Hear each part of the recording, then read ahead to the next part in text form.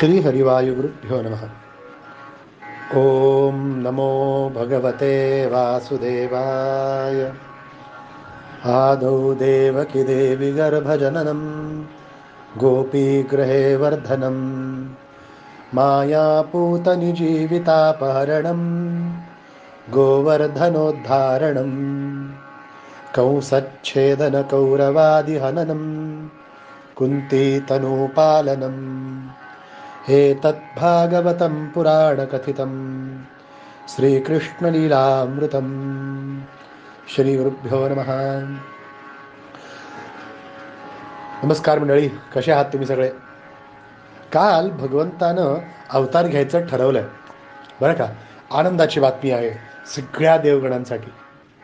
सगळे देवगण आपल्या बुद्धीला रुचेल पटेल तसं वेगवेगळी रूपं धारण करत आहेत. नारदांनी हळूच एक काल पिन मारली होती की महाराज तुम्ही पण तयारीला लागा, भगवंताला म्हणतात. आणि भगवंतानी विचारलं मी कुठे अवतार घेऊ? तर नारद मुनींनी त्याला सांगितलं की कश्यप ऋषींचा एक अवतार आहे वसुदेवाचा, त्याच्या पोटी घ्यावं, कारण सर्वोत्तम जीव तो आहे. साक्षात ऋषींचाच अवतार आहे म्हणजे काय, भगवान तयार झाले. हे ऐकल्याबरोबर नारद मुनींना ग बसवेना. आता ट्विस्ट आणायला पाहिजे ना, खूप सरळ सरळ सुटसुटीत चाललंय.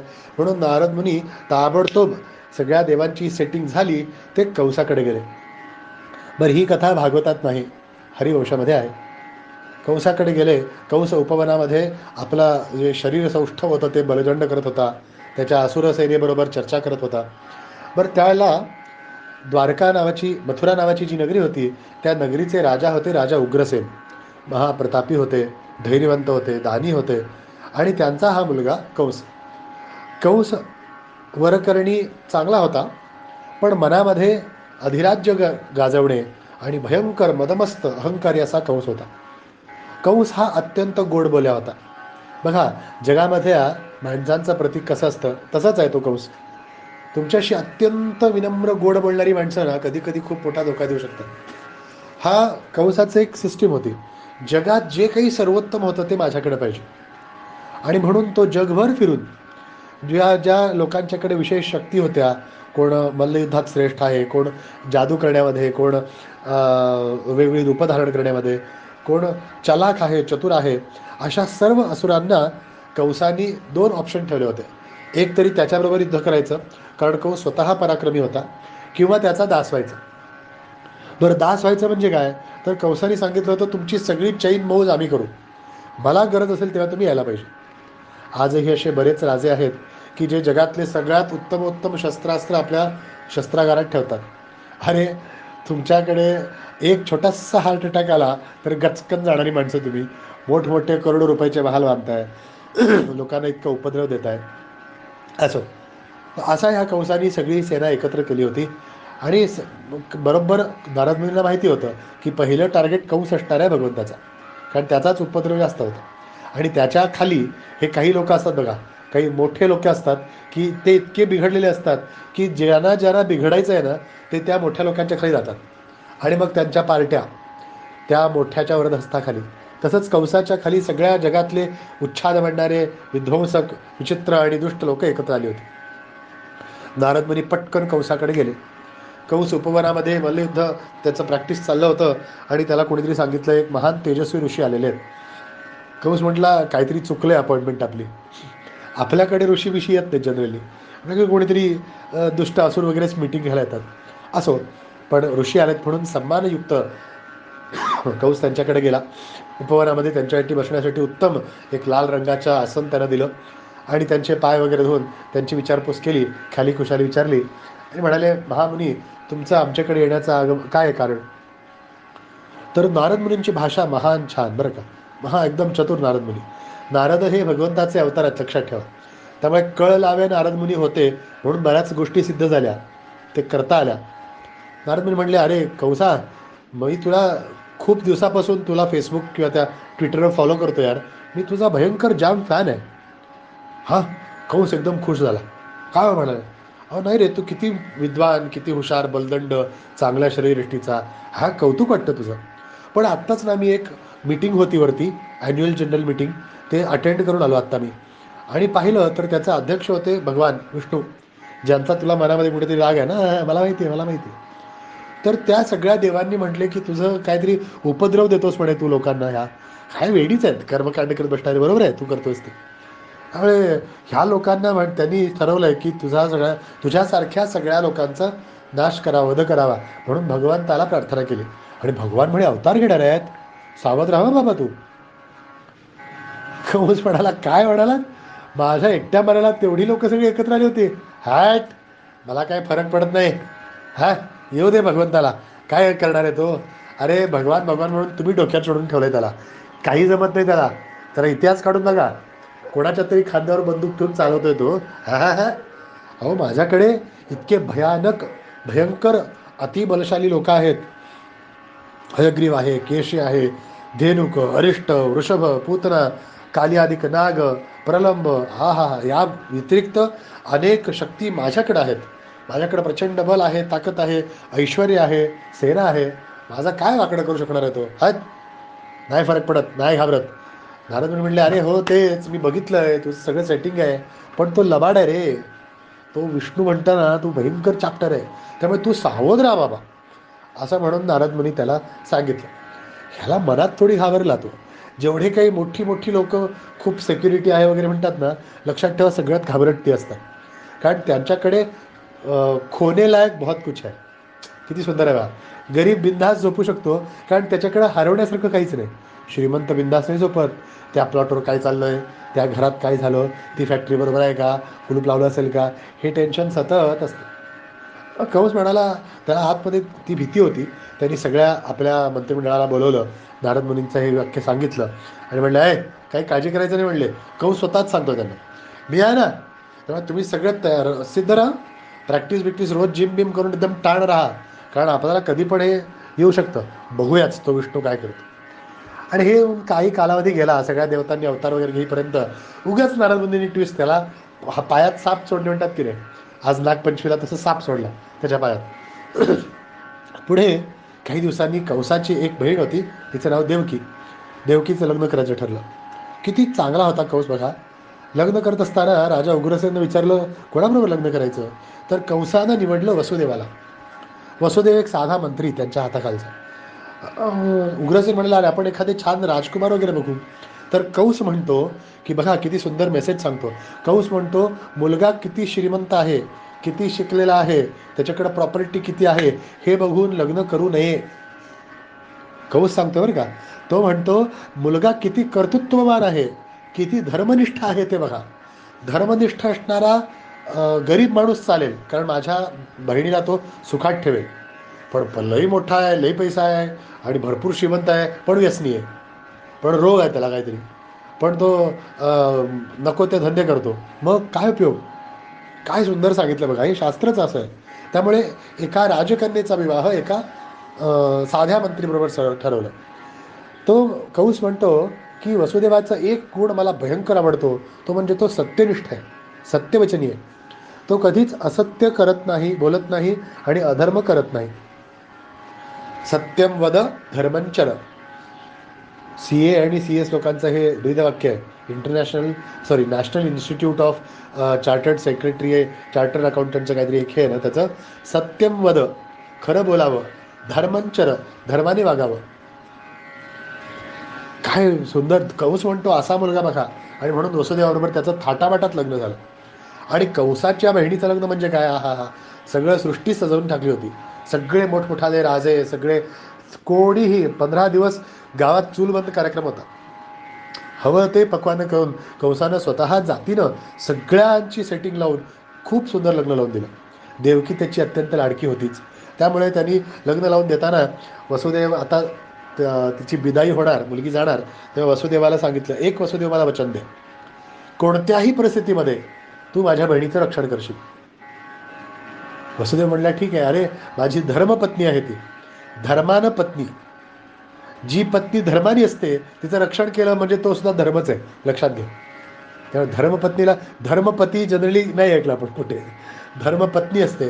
कारण त्यात आमच्या शास्त्रज्ञांनी सांगितलं की पत्नीचा सांभाळ करणं, तिला आनंदी ठेवणं हा तुझा धर्म आहे. मग त्यात सुद्धा फाट्या आहेत. मग पत्नीच कजाग असेल तर, तीच उधळी असेल तर तो विचार करायचा विषय आहे, पण तिला व्यवस्थित सांभाळणं धर्म आहे तुझा. तो म्हणाला, त्यांनी वचन दिलं की डोंट वरी, मी तुझ्या बहिणीला अत्यंत उत्तम सांभाळीन. तर कंस म्हणाला, चला मी तुझ्या घरापर्यंत स्वतः जातीनं सोडतो. म्हणजे रथाचं सारथ्य स्वतः कंसानं केलं आणि सुवर्ण रथामध्ये बसून त्या देवकी आणि वसुदेवाचं ते मिरवणूक चाललेली आहे. आणि मिरवणुकीत कंस अत्यंत आनंदी आहे, कारण बहीण चांगल्या घरात पडली आहे. मोठ्या घरात पडली नाही, चांगल्या घरात पडली आहे, हे महत्त्वाचं. आणि जाता जाता बरं देवांना हे बघवत नाही, सगळं गुडी गुडी चाललंय ना. मग सिरियलमध्ये काहीतरी ट्विस्ट पाहिजे, मग आकाशवाणी झाली. गप बसवत नाही ह्या लोकांना, बघा उगाचच काहीतरी कारभार करतात. मगाशी नारद मुनींनी केलं होतं, आता हे. आणि आकाशवाणी झाली कशी, गडगडाट झाला. आणि कंसाला सांगितलं, हे कंसा, एवढ्या प्रेमानं तू ज्या बहिणीला घेऊन चाललेला आहेस, त्या बहिणीचा 8वा पुत्रच, 8वं अपत्यच तुझा काळ ठरेल. हा हा नाही, हा हा नाही, असले देव होते, पण असं उगतच बडबडून गेले. काही गरज होती का? उगत त्या सिरियलमध्ये ट्विस्ट आणायचं. बरं, भगवंताचे बघा, ही लीलाच आहे. म्हणजे मगाशी नारदांच्याकडून सांगायला लावणं आणि आता पुन्हा एकदा कंसाला सावध करणं, म्हणजे आता तरी सुधार, आता तरी शहाणा हो. भगवान अवतार घेतलेले आहेत, आत्ता तरी शरण जा. शरण झालं की विषय संपतो. ह्या कोरोनामुळे मला बरेच मेसेज येतात की आत्ता तरी सुधरा, आता तरी खऱ्या गोष्टींची किंमत ओळखा. ज्या परिवाराला आपण अजिबात टाईम देत नव्हतो, आज कळलं ते परिवारच सर्वस्व आहे आपलं. आपण जसं बिनधास्त स्वागत होतो, माझ्याकडे ह्या वाय त्या वाय, याचा आहे तसं आहे, सगळं बोंबललं या कोरोनामुळे. भगवान पुन्हा पुन्हा आठवण करून देत होतं. आणखीन भगवंताची आणखीन एक लीला, की त्याने आणखीन तयारी कर म्हणून त्याला ॲडव्हान्स सांगून ठेवलं, मी येणार आहे, तयारी कर. पण तयारी करू शकला असता कंस, बरं का, त्यांनी थोडीफार तयारी केली. पण एक अहंकार होता, माझं काय वाकडं करेल कोण, मला काय करू शकेल कोण, हा विषय घेऊन हा आकाशवाणी ऐकल्याबरोबर आता कंस एकदम जागा झाला. अरे बरोबर, आपल्याला नारद मुनींनी सावध केलं होतं, अच्छा ह्या देवकीच्याच पोटी येणार आहे का, थांब देवकी, तुझाच अपत्य मला मारणार आहे. म्हणून त्यांनी ती खड्ग तलवार उगारली आणि आता देवकीचा चिरणार, मारणार. तेवढ्यात वसुदेव आडवा झाला. वसुदेव म्हणाला, अरे कसला भाऊ आहेस, आत्ता 10 मिनिटापूर्वी तरी माझ्याकडून वचन घेतलंस की बहिणीचं सर्वतोपरी रक्षण करीन म्हणून, आणि आता तूच मारायला निघालास. हे सगळं मला काही सांगायचं नाही, मी तिला मारणार. अरे हीच जिवंत राहिली नाही, फॅक्टरीच बंद झाली तर प्रोडक्शनच होणार नाही, हिचं अपत्यच होणार नाही, मी हिला मारणार. वसुदेव म्हणाला, नाही, अरे ही माझी धर्मपत्नी आहे, हिचं रक्षण करणं माझं काम आहे. हे बघ, तुला प्रॉब्लेम हिच्याकडून नाही, हिच्या मुलाकडून आहे ना. चला ठरलं, मी वसुदेव तुला वचन देतो, झालेली प्रत्येक अपत्य तुला आणून देतो. तरी झालं. कंसानं 2 मिनिटं विचार केला. बरं, दुसरं, सगळे लोक काय म्हणाले, अरे आत्ता 10 मिनिटापूर्वी तू दान दिलंयस तिला, कन्यादान झालेलं आहे, आणि त्याच दिवशी तिला मारणार. असलं बहिणीला मारून तुला अमरत्व मिळून काय उपयोग, लोक जिवंत असेपर्यंत नाव ठेवतील, काय बहिणीच्या लग्नाच्या दिवशी मारलं म्हणून. दुसरं, तिसरं, तू घाबरलास मृत्यूला. अरे काळ जन्माला येणार आहे म्हणून सांगितलंय, मृत्यू जन्माला येणार आहे म्हणून सांगितलंय, तो मारणार आहे म्हणून सांगितलं का. तू मार की आल्याबरोबर, तुझ्या ताकद कमी आहे का. असा 7-8 लोकांनी 8-9 प्रकारचे त्याला समजवण्याचा प्रयत्न केला आणि कंसानं कुठंतरी ते मानलं. कंस म्हणाला, हे बघ वसुदेवा, तू वचन दिलंयस, तुझी मुलं मला तू आणून देशील. ठरलं, मी वचन देतो, मी नक्की आणून देईन. ठीक आहे. तो रथही सोडला आणि त्यांना धाव म्हटलं, काहीतरी करायला, सोडून दिलं. भागवतामध्ये उल्लेख आहे की त्या सोडून दिल्याबरोबर जेव्हा तो कंस आपल्या महालात आला ना, तर त्या महालात आल्याबरोबर त्याचा मंत्रिमंडळ होतं, ज्यांनी हे सगळं ऐकलं होतं. ते म्हणाले, महाराज तुम्ही काय करताय, अहो एवढं कोण दानी आणि पराक्रमी आणि सत्यनिष्ठ नसतं, सत्यवान बरं का. तो आता पळून जाईल कुठेतरी तिला घेऊन स्वित्झर्लंडला वगैरे, मग काय करणार तुम्ही, अपत्य कसं करणार. अहो तुम्ही ताबडतोब त्याला जेलमध्ये टाका. हां, जेलमध्ये, आजच लग्न झालं आहे तेव्हा लग्न, अहो त्याचं लग्न महत्त्वाचं का तुमचं जगणं महत्त्वाचं. हां, ह्या येण्याला ते पटलं, ताबडतोब त्यांना जे सोडलं होतं त्याने आणून परत त्यांनी जेलमध्ये टाकलं, कारागृहात राहा. यासाठी आणखीन एक मेसेज ह्या कथेतून आपल्याला मिळतो, तुमचे जे सहाय्यक आहेत, मित्र आहेत, तुम्हाला जे सूचना देणारे हितचिंतक आहेत, ते चांगले ठेवा. माकडाला जर अंगरक्षक केलं तर तो नाक कापणार, ही गोष्ट माहिती असेल तुम्हाला सगळ्यांना. माकड अंगरक्षक ठेवू नयेत. तसंच चांगले सल्लागार असावेत की ज्यांना धर्माचं ज्ञान आहे, ज्यांना आपल्या मर्यादा, आपली शक्ती, आपलं स्ट्रेंथ माहिती आहे, अशा लोकांना ठेवा. ह्या वेड्या लोकांना ठेवू नका. हे नुसतं पार्टीवाले असतात. तुमच्या मित्रांमध्ये बघा, मित्रपरिवार जस्ट ओळखून बघा, त्या मित्रपरिवारामध्ये 90% मित्र पार्टीवाले असतात. पार्टी आली की आमची आठवण करा, गरजेला उपयोग नाही. असे त्यांना तिथपर्यंतच ठेवावं. खरे महत्त्वाचे आणि चांगले मित्र जवळ ठेवा. जे तुम्हाला सांगतील की आज तुझं नाक गळत आहे, आज तू व्यवस्थित दिसत नाही आहेस, जे सत्य सांगतील तेच तुमचे खरे मित्र आहेत. थोडं कटू वाटेल, पण ते तुमच्या सुधारण्यासाठी प्रयत्न करणार आहेत. आपला असंच आहे ना, इगो आपला इतका असतो की कोणी थोडंसं आपल्याला सांगायला गेलं ना की आपल्याला हर्ट होतं. ते नाही चालत आपल्याला. असं त्या कंसाच्या ह्यांचं ऐकून, त्या जणांचं ऐकून कंसाने त्यांना जेलमध्ये टाकलं. तिथेच त्यांचा संसार नवीन सुरू झाला, वसुदेव आणि देवकीचा. आणि वसुदेव देवकीचा संसार सुरू असताना त्याला हवी ती सोय त्यांनी केली होती, पण कारागृहातच राहायचं, बाहेर पडायचं नाही. यानंतर देवकीला काही दिवसानंतर पहिलं अपत्य झालं. आणि पहिलं अपत्य झालं जेव्हा जन्म झाला बाळाचा, तेव्हा ते इतकं सुंदर होतं. अर्थात प्रत्येक आईला आपलं बाळ सुंदर वाटतंच, पण जी जागा आहे इथं भगवान येणार आहेत उद्या, त्यामुळे तिथून जे निपजेल ते सुंदरच असेल. त्याचं पहिल्या मुलाचं नाव ठेवलं होतं कीर्तिमान. काय नाव ठेवलं? कीर्तिमान. आणि कीर्तिमान झाला, 3 दिवस झाले, आता बाळाबरोबर अजून खेळतात, त्याला एन्जॉय करतात. तर वसुदेव म्हणाला की चला आपलं ठरलं आहे ना, मला बाळा द्यायला पाहिजे, मी जाऊन देऊन येतो. तर देवकीचं काळीच धसू झालं. अरे काय म्हणताय तुम्ही? हा आपल्या बाळाला त्या नराधमाकडे देणार? तो मारणार आपल्या बाळाला? वसुदेव म्हटलं, हे बघ, माझं स्वतःचा मी जरी गेला तरी चालेल, मला जरी मारला तरी चालेल, पण मी असत्य वागणार नाही, मी अधर्म करणार नाही.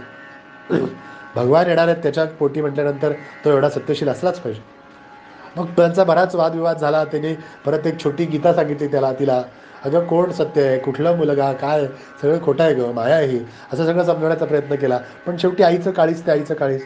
भरपूर वादंगानंतर तिने ते बाळ दिलं. वसुदेवानं ते बाळ घेतलं 2 अंगरक्षकांबरोबर. वसुदेव ते घेऊन कंसाकडे गेला. आता कंसानं त्याला बघितलं आणि त्या बाळाला त्या कंसाच्या हातात दिलं. आता त्यातला कंस मामा जागृत झाला. आमच्याकडे म्हणतात की मामा का म्हणतात आपण, 2 बार मामा को माँ कहते हैं. आईपेक्षा दुप्पट प्रेम मामा करतो. मी प्रत्यक्ष अनुभवलं बरं का. म्हणून मुलं मामाच्या गावाला जातात. काकांचं काय असतं, नुसतं का का, हे का ते का, कारण आपण एकत्र राहतो काकांबरोबर, ते सारखे का का करत असतात म्हणून काका. पण मामा मात्र प्रेमळ असतो, लढिवाळ असतो. म्हणून मामाच्या हातात त्या कीर्तिमानला दिलं. मामाच्या उगच मनात भारी वाटलं, म्हणजे किती गोंडस मुलगा आहे माझा, ए चला रे पार्टी आज, मला भाचा झालाय असं म्हणून तो ते घेऊन उठणार. आणि मग त्याला आठवलं की काळ वगैरे, तर त्या मंत्र्यांनी इंटरप्ट केला, अहो काळ आहे तो वगैरे, जाऊ दे रे, 8वा पुत्र काळ आहे आपला, हे ना काय केलंय, घेऊन जा वसुदेव, घेऊन जा. वसुदेवाला आनंद झाला, चला वाचलो. आणि त्याला ते घेतलं बाळाला आणि निघाला. तेवढ्यात ती नालायक सभाजन जे होते चांडाळ चौकडी म्हणले, अहो तुम्हाला काय कळतं का महाराज, काय डोक्यावर पडलाय का, अहो देवकीचा पुत्र तुमचा काय ठरणार आहे, 8वा म्हणजे कुठून 8वा, ह्या देवांचं गणित तुम्हाला कळणार नाही, ते कुठून पण काय पण काढतात.